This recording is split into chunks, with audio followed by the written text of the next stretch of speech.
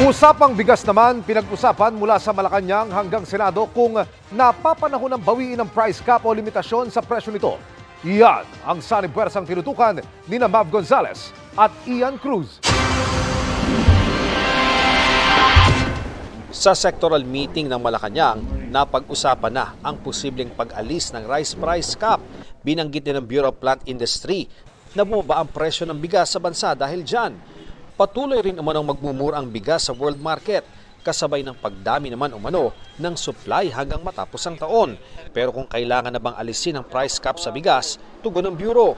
As of now, not yet. We can recommend, and the President will be the one who will be deciding on it. Agad naman daw silang mag-aanunsyo kapag may desisyon na ang Pangulo ukol dito. Sakaling alisin na ang price cap sa bigas, patuloy daw na magmomonitor ang mga otoridad upang matiyak na tama ang presyo ng bigas sa merkado. May mekanismo na rin daw na binabalangkas ang DA at DTI ukol dito. Ano ba talaga yung overpriced? 10% and above? Ano ba yung hoarding? Ilang araw ba? We are just finalizing, and of course, yun nga, yung enforcement natin, lalo pa natin paigtingin. Tinanong din ng Bureau Director kung nakaapekto ba ang pagpapatupad ng price ceiling sa bigas sa resulta ng huling Pulse Asia Survey kung saan bumaba ang approval at trust ratings ng Pangulo. Nararamdaman niya ng mga tao. I think he's the first president who's really going to the grounds, meeting with the people. Ipinaliwanag din ng Trade Department sa budget hearing nito sa Senado kung bakit pinag-aaralan na nitong bawiin ang price cap sa bigas. Kasi nag-harvest na nga.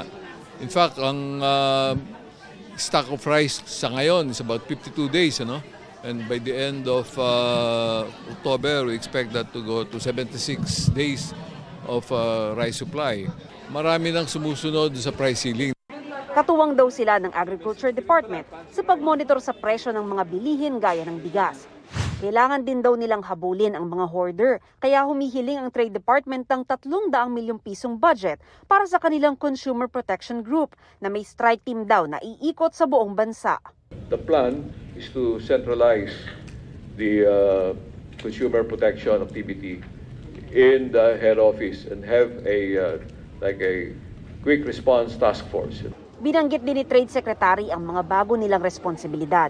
Ang Internet Transaction Act, babantayan mo yun.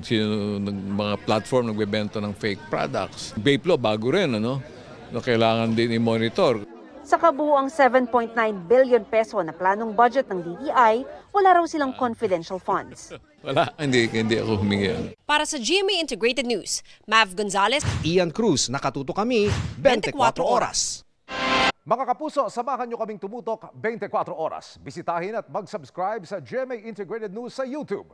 Sa mga kapuso abroad, bisitahin ang GMA Pinoy TV at www.gmanews.tv.